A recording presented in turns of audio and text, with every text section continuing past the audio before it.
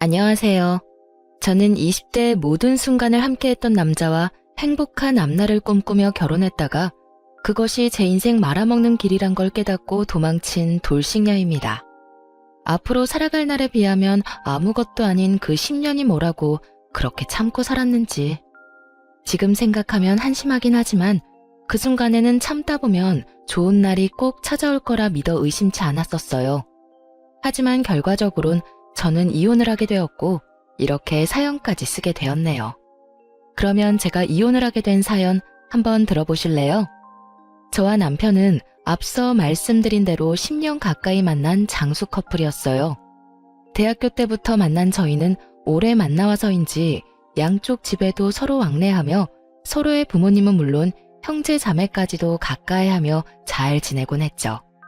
저희는 각자 취업하고 30대가 되던 해에 결혼하게 되었고 양갓집에서도 큰 반대 없이 결혼을 허락해 주셨죠.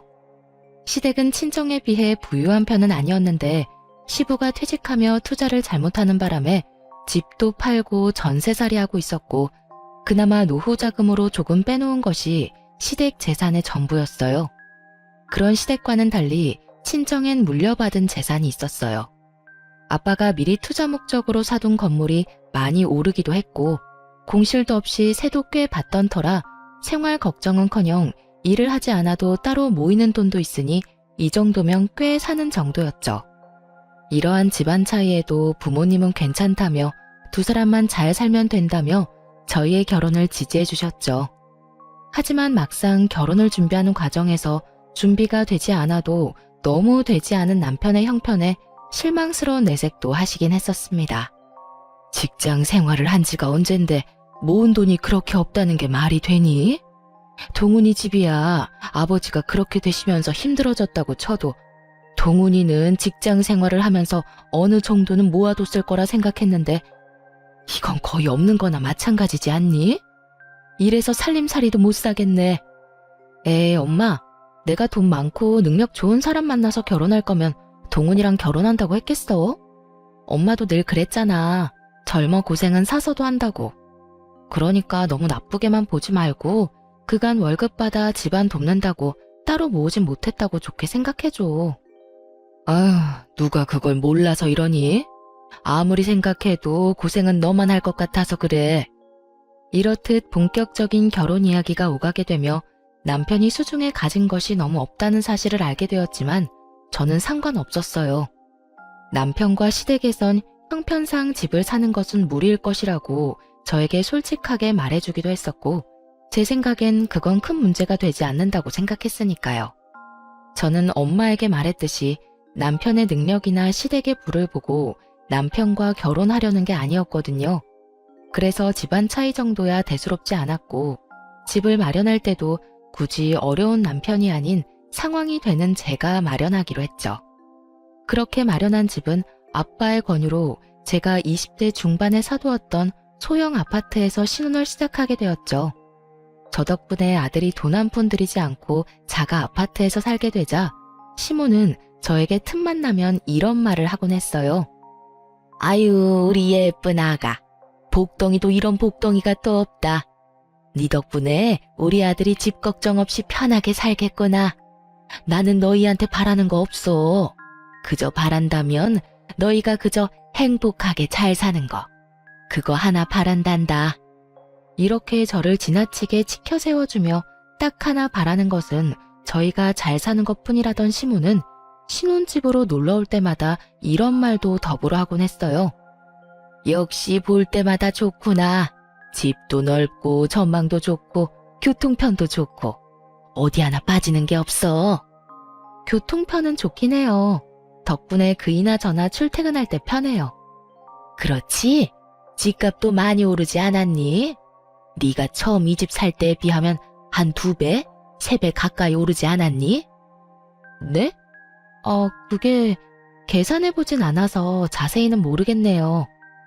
내가 계산해보니 2배는 훌쩍 넘은 것 같더라. 어쩌면 그 나이에 이런 집을 마련할 생각을 했는지 다시 생각해도 넌 복덩이야. 저조차도 알아보지도 계산해보지도 않은 집값을 시모는 시시때때로 계산하고 있는 듯 했고 그런 시모의 모습이 이상하다 싶긴 했지만 그냥 그런 사람인가 보다 하고 별 대수롭지 않게 생각했어요. 그러던 어느 날부터인가 집에 음식이라든지 장봐둔 재료들이 없어지는 걸 느끼게 되었어요. 자잘하게는 친정에서 받아온 밑반찬부터 시작해 과일, 고기, 얼려둔 생선까지 감쪽같이 없어지는 것이 아니겠어요? 남편이 먹었다기엔 늘 집을 함께 나서고 저녁을 함께 먹기에 그럴 시간이 없었고 도둑이 들었다고 생각하기엔 음식 위주로 사라지니 참 이상했죠. 그렇다고 제가 착각을 하고 있나 생각하기엔 바로 전날 사다 놓은 소고기부터 돼지고기까지 싹 없어지니 누군가 확실히 훔쳐갔다고 의심할 수밖에 없는 상황이었죠. 전 관리사무소를 찾아가 상황을 설명한 후 엘리베이터 CCTV를 돌려보게 되었고 도둑의 정체를 알게 된 저는 경악을 금치 못했습니다. 그간 집안의 냉장고를 털어간 범인은 다름 아닌 시모였더라고요. 시모는 우리가 출근한 사이 아무도 없는 집으로 당당하게 들어가 음식들을 퍼나르고 있더군요. 두 눈으로 보고도 믿어지지 않는 상황들을 보며 저는 입을 다물지 못했죠. 저는 알려준 적 없는 비밀번호를 당당하게 누르고 들어간 것을 보니 이런 상황이 일어나게 된 원인은 온전히 남편에게 있었죠. 저는 지체하지 않고 남편에게 전화를 걸었어요. 당신 어머니한테 우리 집 비밀번호 알려드렸어? 저번에 엄마가 반찬 가져다 준다고 좀 알려달라고 하길래 알려줬는데? 왜? 반찬을 가져다 주기는 개뿔. 되려 집안 살림을 거덜내는 것을 전혀 모르는 남편은 영문을 모른다는 듯 이유를 묻더군요. 저는 그런 남편에게 최대한 화를 내지 않으려 노력하며 말을 이어나갔어요. 아니, 얼마 전부터 밑반찬하고 고기, 생선, 과일까지 사다 놓기만 하면 없어지길래 이상하기도 하고 무섭기도 해서 CCTV 봤거든. 그런데 글쎄 어머님이 우리 없을 때 오셔서 다 가지고 가셨더라고. 그래? 뭐 그러실 수도 있지. 그래서 아까워? 아까운 것보다 조금 황당해서 그렇지. 아무리 어머님이라도 아무도 없는 집에 들어와서 묻지도 않고 다 가져가시는 건 아니지. 당신이 어머님께 잘 말해줘. 다음부터 필요하신 거나 드시고 싶은 거 있으면 연락하시라고. 그리고 아무도 없는 집에 오는 것도 좀 그렇다고 말이야. 그리고 당신도 그래. 집 비밀번호를 나하고 상의도 안 하고 알려드리면 어떻게 해? 당신 혼자 사는 집도 아니고 나도 함께 사는 집이잖아. 나한테 상의 정도는 했어야지. 저는 아무래도 이건 아니다 싶어 아닌 건 아니라고 남편에게 말했고 남편은 제 말에 득달같이 화를 내며 이렇게 말하더군요. 뭐? 그까짓 거 얼마나 한다고 그딴 말을 전하래. 그리고 우리 엄마가 우리 집에 온다는데 아무도 없든 말든 그게 무슨 상관이야? 당신 지금 당신이 마련한 집에 내가 들어가서 산다고 지금 무시하는 거야? 무슨 사람을 거지로 하나? 우리 엄마가 고기 사 먹을 돈이 없어서 그런 걸 가지고 갔다 이거야 지금? 무슨 말을 그렇게 해? 나는 그런 말이 아니잖아. 아무리 어머님이라고 해도 우리 집에 그렇게 마음대로 왔다 갔다 하는 건 아니니까 잘 전해달라는 말이잖아. 음식도 어머님이 돈이 없어서 그렇다는 게 아니라 나도 다 필요해서 사다 놓은 건데 어머님이 그렇게 말도 안 하고 가지고 가면 내 입장에선 곤란하다고 말하는 거야. 왜 이런 말을 집 이야기로 받아들여? 당신 지금 너무 베베 꼬인 거 알지? 됐고. 당신 말대로 집에 아무도 없을 때 오지 말라고 할 테니까 끊어. 나 일해야 해. 지금 화내야 할 사람이 누구인데 누가 화를 내는 것인지 모르겠더라고요. 상의 한마디도 없이 집 비밀번호를 알려준 것도 화가 머리끝까지 날 일인데 자신의 엄마가 집 냉장고를 털어갔다는 이야기를 듣고도 저에게 저리도 당당할 수가 있는지 도저히 이해되지 않기도 했고요. 남편의 적반하장인 태도에 저 역시 화가 더욱 끌어올랐고 남편이 돌아오면 진지하게 이야기를 나눠봐야겠다고 생각하고 있었어요. 그런데 막상 퇴근하고 돌아온 남편은 통화할 때와는 전혀 다른 모습으로 저에게 사과를 하기 시작하더군요. 여보, 아까는 내가 미안해. 회사에서 좀 안 좋은 일이 있었는데 당신한테 그런 말까지 들으니까 괜한 자격지심에 말이 나쁘게 나가버렸어. 우리 엄마가 잘못한 일이 분명한데 내가 미안해. 그리고 비밀번호도 당신한테 아무 말도 하지 않고 알려줘서 미안. 나는 그냥 엄마가 반찬 만들어서 냉장에 넣어두고 간다고 하니까 대수롭지 않게 생각하고 그냥 알려줬던 거지 다른 뜻은 없었어. 저렇게 저자세로 나오니 잔뜩 화가 났던 마음이 조금 풀리더군요. 무엇보다 회사에 있는 사람한테 전화로 그런 이야기를 했다는 것이 마음에 걸리기도 했고요. 여보, 당신 마음 잘 알겠어. 나도 당신 회사에 있는 시간에 집안일로 전화해서 미안해. 앞으론 이런 일로 얼굴 붉히는 일 없도록 신경 써줘. 나도 다른 건 몰라도 회사에 있을 땐 이런 일로 전화하진 않을 테니까. 알겠어. 엄마한테 앞으로 집에 마음대로 오는 건 자제해달라고 좋게 이야기할게. 당신 곤란하지 않도록 잘 이야기할 테니까 이제 걱정하지 마. 이 사건 이후 남편이 말을 잘하긴 했는지 시모가 아무도 없는 집에 오는 일은 없었어요. 그런데 주말처럼 우리가 쉬고 있을 때 집으로 오는 날이 잦아졌고 그럴 때마다 음식을 대신해 아예 다른 걸 사달라고 부탁하더군요.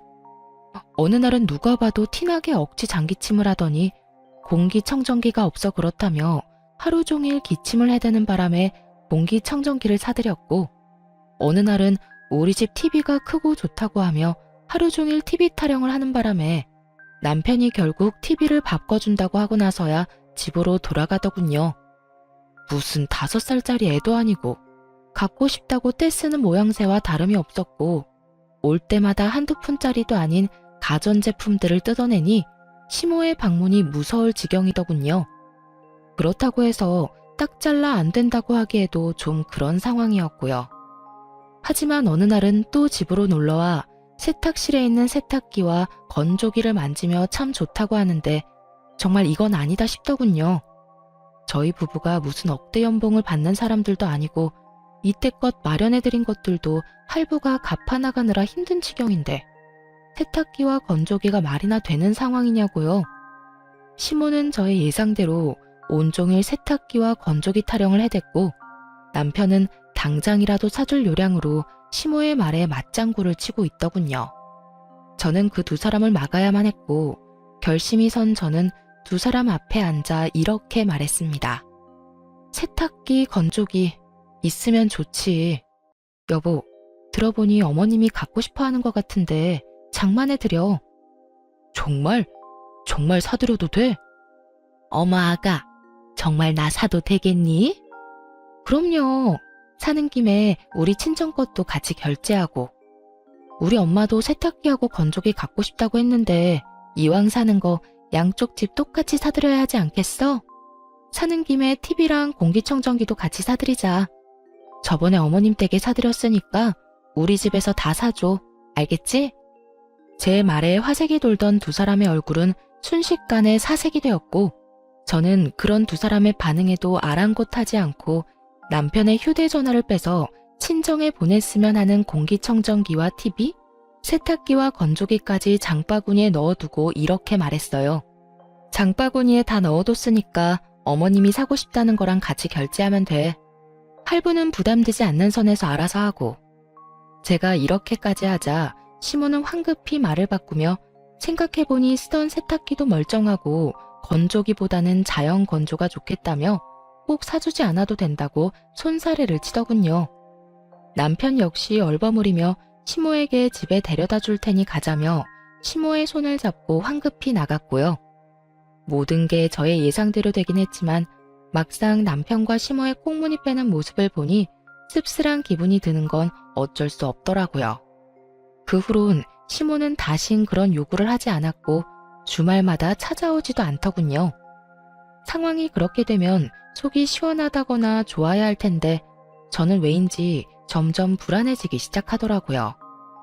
왜 꼭 애들이 조용하면 사고치잖아요. 딱 그런 기분이 들며 좋은 게 아닌 날을 보내고 있었어요.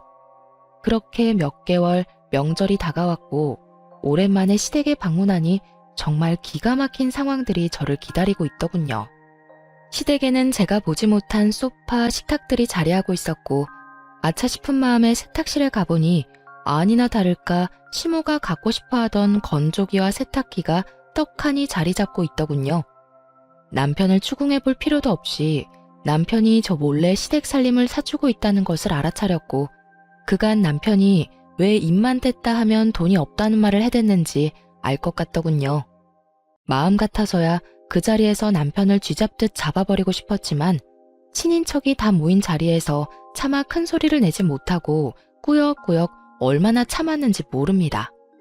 극한의 인내로 참아내는 그 순간에도 도저히 제 상식으론 이해가 되지 않더군요. 저희 친정은 제가 용돈을 드린다고 해도 저희 월급이라고 해봤자 뻔한데 본인들은 신경 쓰지 말고 저희 두 사람이나 잘 살라고 하는 판국인데요. 아무리 시댁이 힘들다고 하더라도 매번 한두 푼짜리도 아니고 저렇게 비싼 가전가구를 양심도 없이 사달라고 하는지 정말 이해가 되질 않았어요. 그것뿐이겠어요. 사달라는 사람이나 그렇다고 사주는 사람이나 이해되지 않는 것은 매한가지였어요. 저의 입은 굳게 닫혀 있었지만 급격하게 굳어지는 표정은 숨길 수 없었죠. 남편 역시 이런 제 심정을 알아챘는지 눈알이 빠지게 제 눈치만을 살피고 있더군요. 그렇게 화를 참아내는 사이 친정으로 가는 날이 되고 어른들에게 인사를 드리고 현관문을 나서는 순간 저는 듣고야 말았습니다. 아들, 이번 달에 준 용돈 벌써 다 써버렸어. 명절도 있고 해서 돈 나갈 때가 많지 뭐야. 그래서 말인데 용돈 좀 더 붙여주면 안 될까? 이건 또 무슨 말인가 싶더군요. 용돈이라니 저는 전혀 몰랐던 사실이었거든요. 눈을 반짝이며 돈을 요구하는 시모의 모습에 남편은 당황한 표정으로 나중에 이야기하자곤 하곤 황급히 저를 끌고 시댁을 벗어나더군요. 차에 타자마자 저는 참았던 말들을 토해내기 시작했어요. 아까 어머님 말 무슨 말이야? 설마 나 몰래 용돈 보내고 있었어?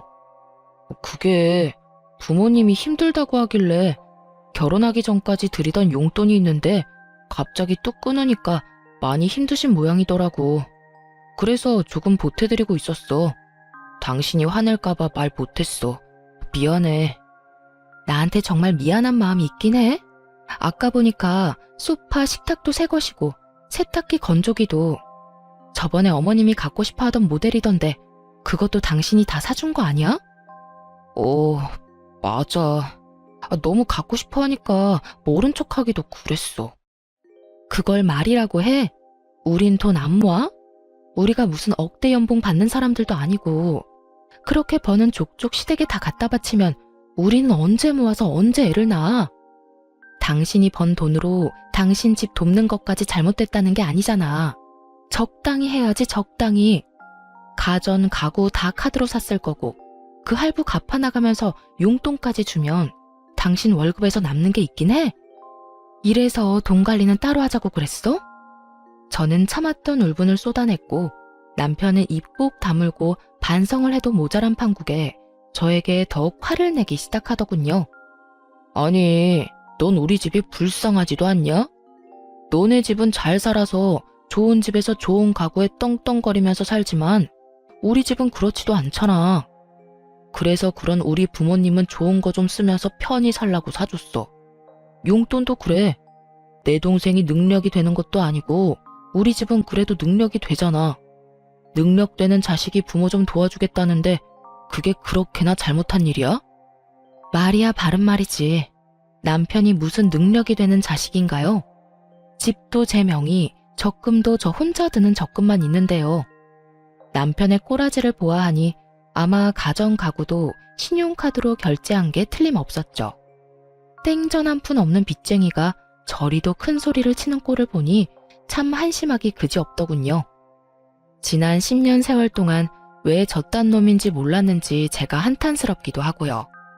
그렇게 한참 친정으로 가는 내내 저흰 차 안에서 크게 싸웠고 친정 앞에 도착하자 남편은 저만 내려둔 채 혼자 차를 몰고 가버리더군요. 연애할 때부터 화가 나면 혼자 화를 가라앉히는 것이 남편의 루틴이긴 했지만 명절에, 그것도 결혼하고 처음 맞이한 명절에 저딴 식으로 행동하니 어이가 없더라고요.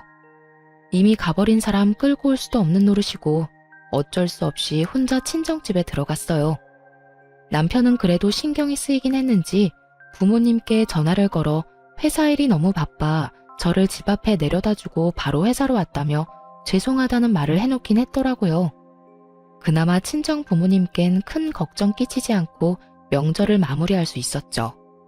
그때쯤 되자 저의 마음은 이미 제 생각보다 많이 상해버린 후였고 매번 시댁 일 때문에 큰 소리가 나는 것도 점점 지쳐가더군요.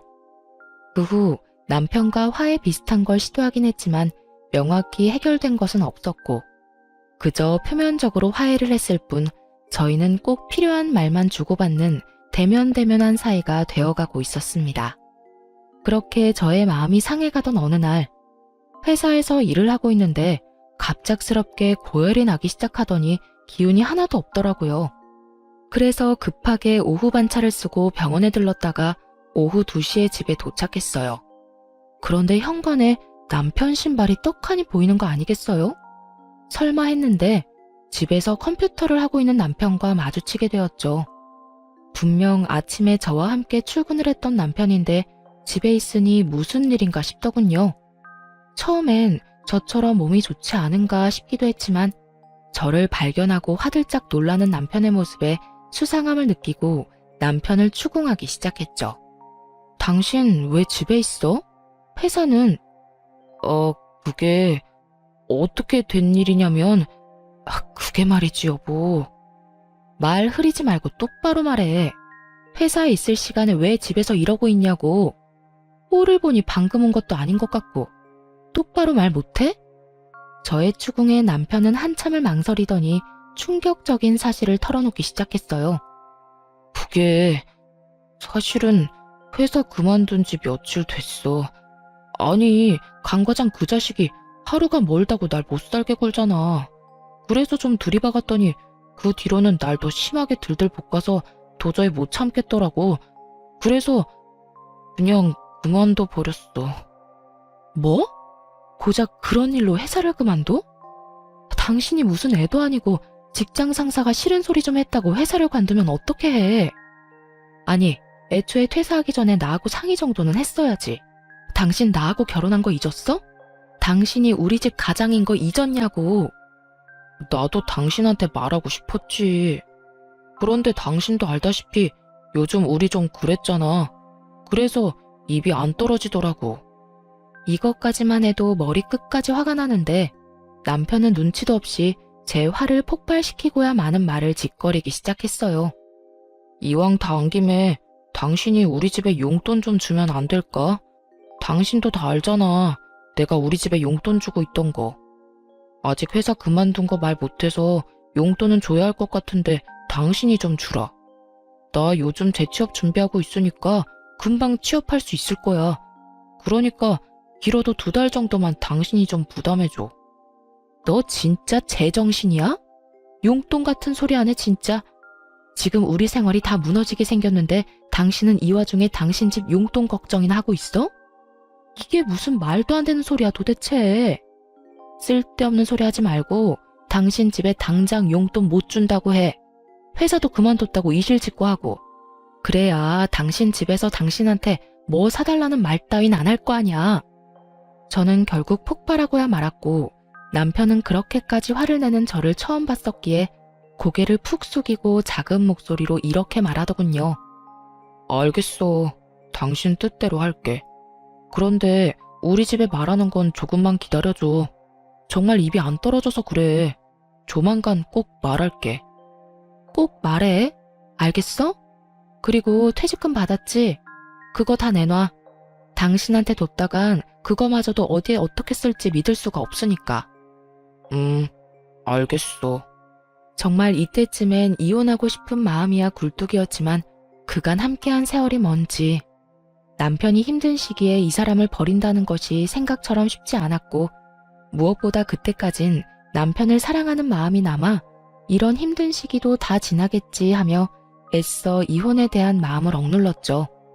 그나마 다행인 것은 남편은 퇴직금의 일부로 카드값을 다 갚은 뒤였고 남은 퇴직금으로 한동안은 생활이 가능했던 터라 남편이 자신이 뱉은 대로 빨리 취업만 한다면 큰 어려움이 없는 상황이었죠. 물론 남편도 많이 반성한 것 같고 앞으론 상황이 점점 나아질 거라 믿었고요. 하지만 이런 저의 예상은 심으로 인해 산산조각이 나고 말았습니다. 남편의 용돈이 끊어지자 시모는 저에게 득달같이 연락을 하더군요. 아가, 혹시 바쁘니? 조금 바쁘긴 한데 잠시 통화할 시간은 돼요.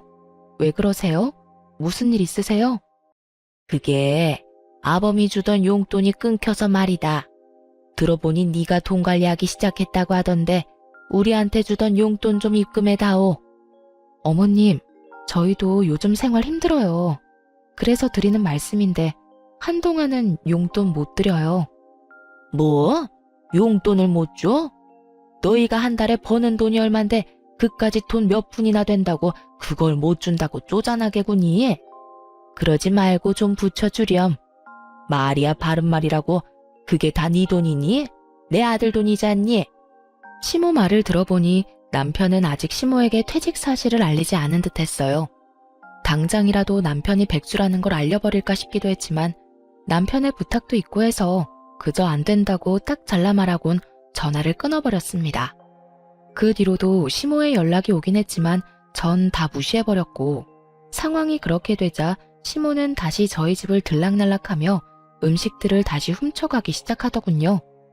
그까짓 고기, 과일이 얼마나 한다고 그렇게까지 예민하게 구냐 하는 분들도 계시겠지만 제가 챙겨주는 것도 아니고 훔쳐가듯 가지고 가니 기분이 상하는 건 당연했어요. 거기에다 매번 일주일치 장을 봐서 넣어두는데 그것만 해도 10, 20만 원 훌쩍 넘기는 건 다반사거든요. 그걸 하나도 남기지 않고 매번 털어가 버리니 장을 봐도 봐도 끝이 없었고 그 금액도 상식선을 넘어가기 시작하더군요.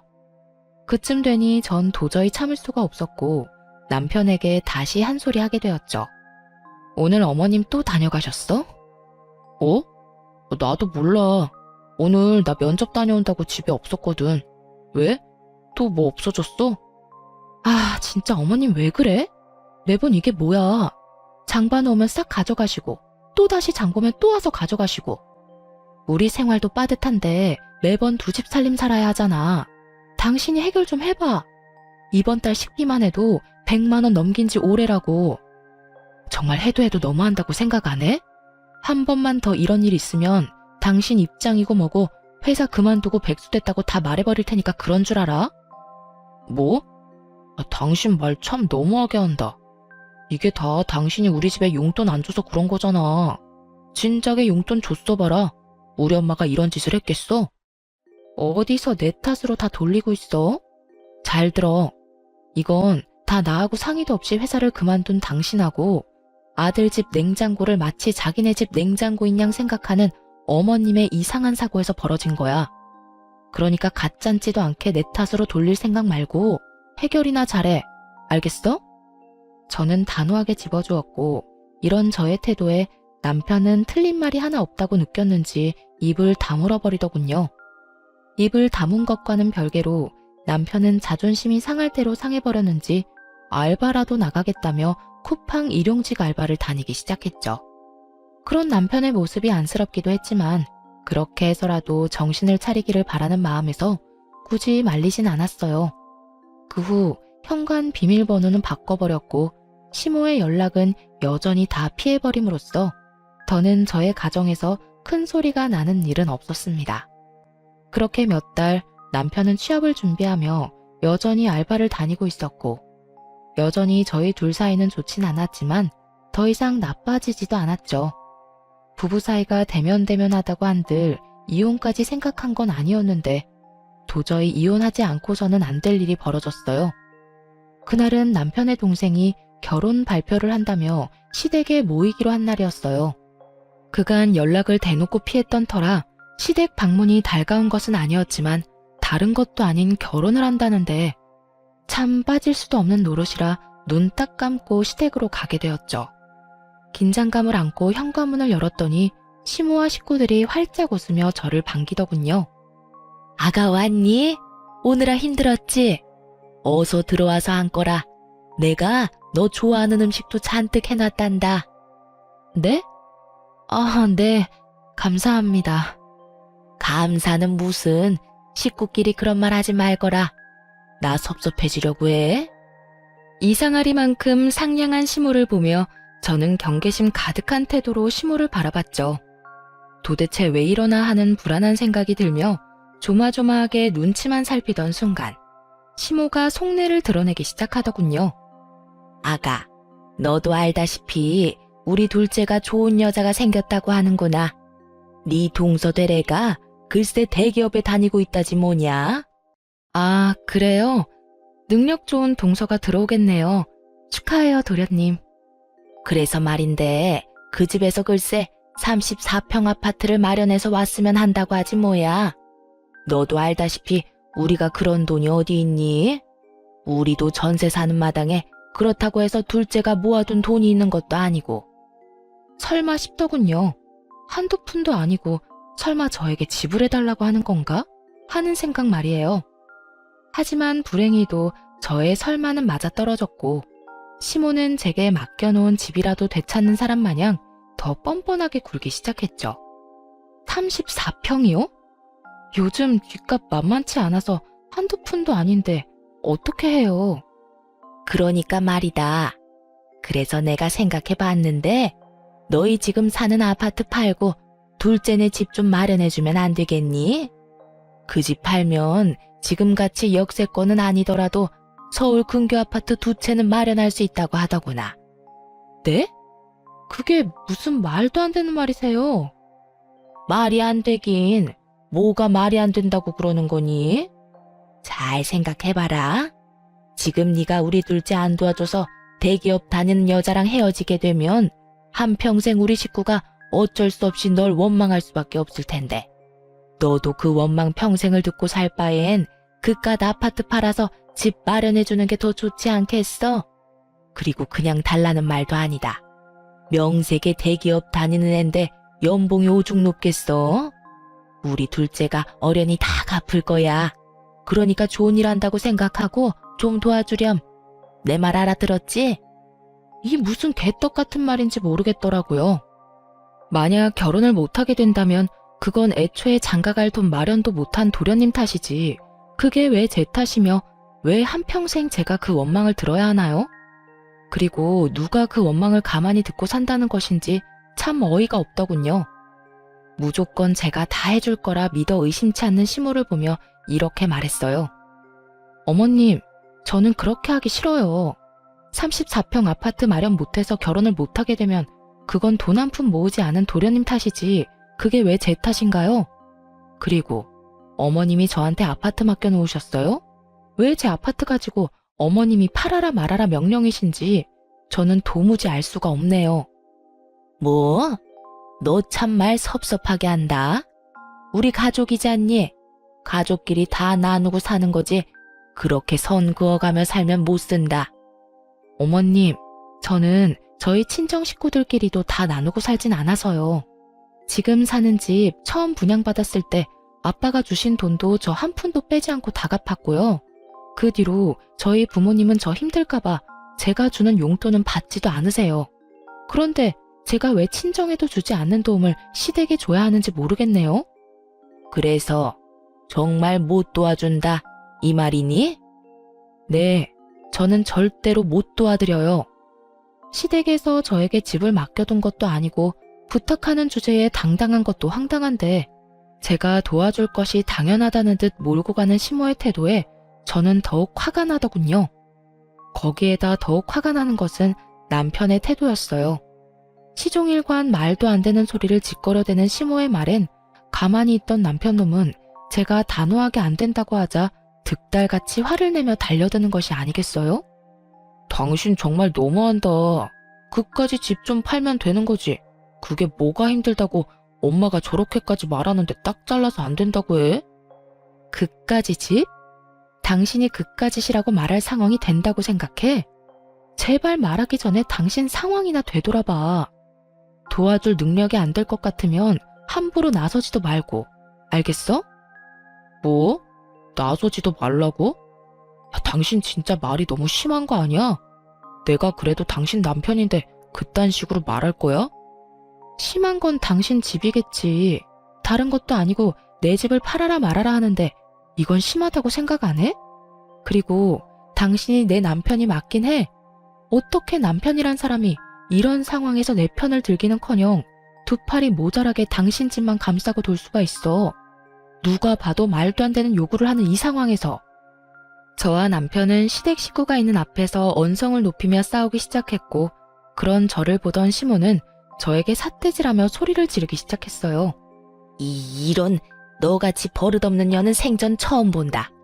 여기가 어디라고 감히 내 아들한테 그딴 식으로 말하는 것도 모자라 고함을 질러대? 니까짓 게 뭐라고 내 아들한테 그딴 식으로 구냐 이 말이다. 년이라니요. 제가 뭘 잘못했다고 욕까지 들어먹어야 하나요? 욕먹을만 하니까 욕먹는 거겠지. 내가 미쳤다고 멀쩡한 사람한테 욕이나 하겠어? 하여튼 다 됐고 나는 너같이 막대 먹은 며느리는 필요 없으니 당장 내 아들하고 헤어져. 시모의 입에선 결국 헤어지라는 말이 나오고 있었고, 헤어지라고 하면 제가 겁이라도 먹을 거라 생각했는지 의기양양한 표정으로 저를 바라보고 있더군요. 거기에다 남편 놈까지 합세해 저를 협박하기 시작하는데 속이 참 답답하더라고요. 그래, 엄마 말이 다 맞아. 나도 당신같이 가족 도울 줄 모르고 자기 입속밖에 모르는 이기적인 여자랑은 더는 못 살겠으니까 이혼하자. 이 난장판인 상황에서 남편의 말을 듣는데 제 머리가 오히려 맑아졌다면 여러분은 믿기세요? 무슨 부귀 영화를 누리겠다고 왜 바보같이 이 거지 같은 상황을 참고 또 참으며 이혼만은 절대 안 된다고 생각했는지. 저 자신이 이해되지 않음과 동시에 한탄스러워지더군요.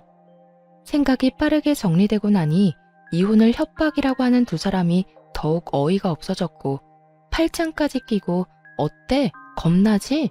라는 표정으로 바라보는 두 사람에게 아주 속 시원하게 답해줬죠. 네, 어머님 뜻대로 할게요. 그래, 우리 이혼하자. 그까짓 이혼하면 되지 뭐. 그까짓 게 뭐라고 이때까지 참았는지 참. 더는 나도 참기도 싫고 매번 당신 집 때문에 싸우는 것도 지긋지긋하던 참이었어.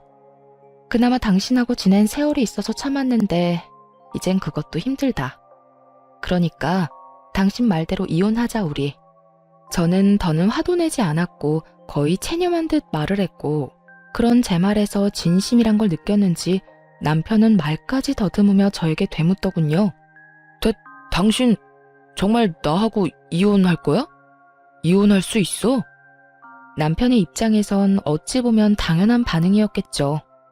제 집을 팔아 자기 동생에게 집을 사줄 요량으로 던진 마지막 카드였을 텐데, 그 카드를 진심으로 받아버렸으니 놀라기도 당황스럽기도 했겠죠.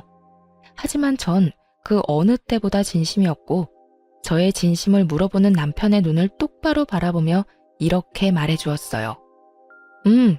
나 당신하고 이혼할 수 있어. 당신도 알잖아. 나 허튼 소리 하는 사람 아니라는 거. 특히나 이혼같이 중요한 문제는 더욱 그렇고. 남편의 저의 확고한 대답에 이건 아니라는 표정으로 고개를 숙였고, 그런 저를 보며 시모는 기가 찬다는 듯 헛웃음을 뱉어내더군요. 참 차라리 잘 됐어. 집 있는 게 무슨 유세라고. 콧대 높게 구는 꼴이 보기 싫었는데 잘 됐지 뭐. 아들, 이참에 그냥 이혼해. 엄마는 정말 저런 며느리 싫다. 더는 꼴도 보기 싫어. 저 역시 어머님 꼴도 보기 싫었는데 참 잘 됐네요. 당신 들었지? 어머님 소원이라는데 질질 끌지 말고 깔끔하게 이혼해줘. 괜히 소송 같은 거에서 그렇지 않아도 없는 살림에 괜한 돈 쓰지 말고 말이야. 이거 봐라. 내가 이러니까 네가 싫다는 거야. 아들, 당장 이혼해. 당장 이혼하고 네 동생 집값은 네가 대출받아서 좀 보태주렴. 신용대출이라서 많이는 안 되겠지만 일부라도 네가 보태주면 네 동생 부담도 덜 되고 좋지 않겠니? 일단 그렇게라도 집부터 마련해서 결혼부터 시키고 다른 문제는 그 다음에 생각하자꾸나. 시모의 말을 듣고 있는데 저는 어이없어서 크게 웃어버렸어요. 자기 아들 상황이 어떤지도 모르면서 어쩌면 저렇게 머릿속에 꽃받칠 수 있을까 하는 마음에요. 죄송해요. 지금 상황이 너무 웃겨서 저도 모르게 웃음이 다 났네요. 시모는 저를 미친 사람 마냥 쳐다봤고 남편은 제 입에서 어떤 말이 나올지 몰라 안절부절 못하고 저의 눈치만 살피고 있더군요. 넌 지금 이 상황이 웃기니? 네, 조금 많이요, 어머님. 지금 어떤 큰 계획을 세우고 있는지 알겠는데요. 아마 그렇게는 안 될 거예요. 뭐? 그게 무슨 소리야? 어머님 그 잘나신 아들이요. 회사 과장이 싫은 소리 좀 했다고 회사 때려치우고 백수된 지 오래됐어요. 아, 일용직 알바라도 나가고 있으니 백수는 아닌가? 뭐라고? 너 그게 사실이야? 시모는 인상을 잔뜩 구기며 남편에게 물었고 남편은 한숨을 크게 내쉬며 모든 사실을 털어놓았어요. 어쩌다 보니 그렇게 됐어. 그러면 우리 둘째 집은? 결혼은? 넌 왜 진작 엄마한테 아무 말도 안 한 거야? 아니, 그리고 회사까지 그만둔 마당에 넌 뭘 믿고 이혼을 하자고 말한 거야? 그거야. 엄마가 먼저 헤어지라고 하니까 나도 홧김에 그런 거지. 그리고 누가 진짜 이혼하자고 할 줄 알았나? 그야말로 오합지졸이 따로 없더군요. 한심해서 저를 몰아세울 때는 언제고 이젠 서로 잘못했다고 따지고 드는 꼴이라니 정말 볼만하더라고요. 그렇게 한참을 옥신각신하던 두 사람은 아무리 생각해도 제가 가진 집밖에 답이 없다 싶었는지 제 눈치를 급하게 살피기 시작했고 구질구질하게 매달리기 전에 전 최후의 한 방을 날려버렸습니다. 이제 와서 제 눈치 살펴도 소용없고요. 저 사람이 일용직으로 일하는 회사가 그래도 큰 회사니까 대출이라도 알아보세요. 일용직이라 원하시는 만큼 금액이 나올지는 모르겠지만요. 그럼 저는 가볼게요. 저는 그렇게 자리에서 일어났고 남편은 제 바짓가랑이를 붙잡고 매달리기 시작하더군요. 여보, 이렇게 가면 어떻게 해? 우리가 함께한 세월이 얼만데 정말 이렇게 헤어질 거야? 너 치매 걸렸니? 먼저 이혼 이야기 꺼낸 건 내가 아니라 너야. 난 네가 하자고 하니까 알겠다고 했을 뿐이고. 그거야 당신도 잘 알잖아. 정말 당신하고 이혼하려고 그런 게 아니라 그냥 당신 겁이나 주려고 그랬던 거.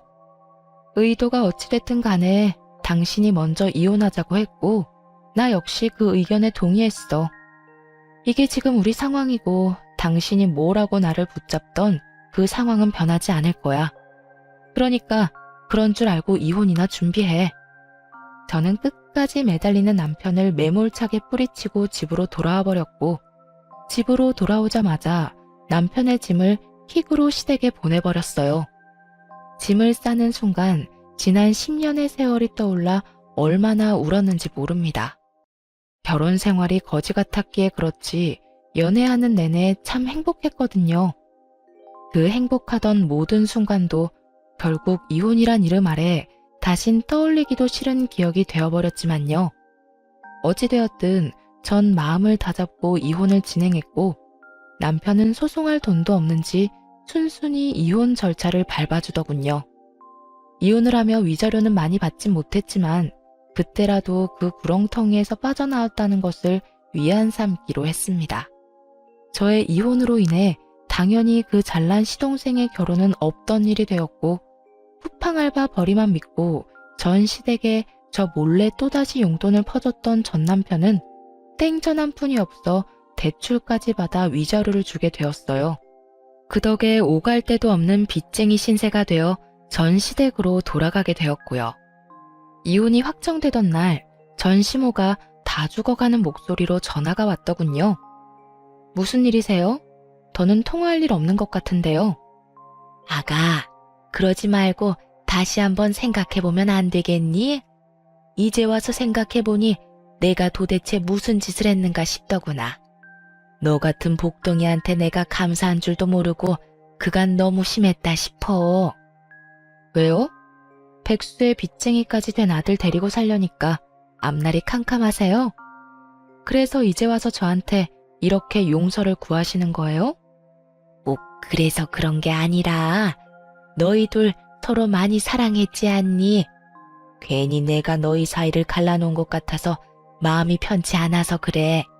그러니까 다시 한 번만 생각해보면 안 되겠니? 내가 이렇게 용서를 구하마. 전 시모는 떨리는 목소리로 잘못을 뉘우쳤다며 제발 한 번만 용서해달라고 굽신거렸어요. 더는 대꾸할 가치도 없다고 느낀 저는 그대로 전화를 끊어버렸고요. 끊어버린 후에 바로 차단까지 해버렸어요. 그 후론 연락이 닿는 일은 없었고 전 남편도 저를 찾아오거나 하진 않더군요. 그렇게 질기고도 구질구질한 인연이 끝난 후 저는 누구보다 잘 지내고 있습니다. 전 시모의 말대로 아파트 값이 많이 오른 저의 첫 집은 시세에 맞게 잘 처분해 큰 이익을 남겼고 집을 판 돈으로 회사에선 좀 멀긴 하지만 오랜 저의 로망이었던 주택을 매매했네요. 요즘 혼자 사는 재미를 제대로 느끼고 있어요. 주말이 되면 마당 정원 꾸미는 맛에 푹 빠져 시간 가는 줄 모르고 살고 있거든요. 노동을 하면 잡생각이 들지 않은 점이 좋기도 하고 다 하고 나면 몸도 마음도 뿌듯할 만큼 멋지게 변해 있는 정원을 보는 재미도 있고요. 더없이 좋은 취미 생활이라고 생각이 드네요. 저에게 잘 맞기도 하고요. 전 남편과 함께 했던 세월이 길었던 만큼 정신적 스트레스가 아예 없었던 건 아니었어요. 당할 만큼 당했고 질릴 만큼 질렸기에 힘들지 않을 거라 생각했는데 현실은 그렇지 않더라고요. 때때로 좋았던 기억이 떠오르기도 하고 벅차게 행복했던 기억이 떠오르기도 하고요. 그렇다고 해서 후회는 하지 않으니 좋았던 건 좋았던 대로 두면 언젠가는 무뎌질 거라 생각하고 있어요. 그리고 생활이 안정되고 혼자 된 생활에 적응하고 나니 진작 이혼할 것을 왜 꾸역꾸역 참고 살았나 싶은 생각이 들기도 하고요. 이 정도면 꽤 만족스러운 이혼 후기 아닐까요? 이로써 저의 긴 사연은 끝이 났습니다. 제 사연 들어주신 모든 분들 감사합니다.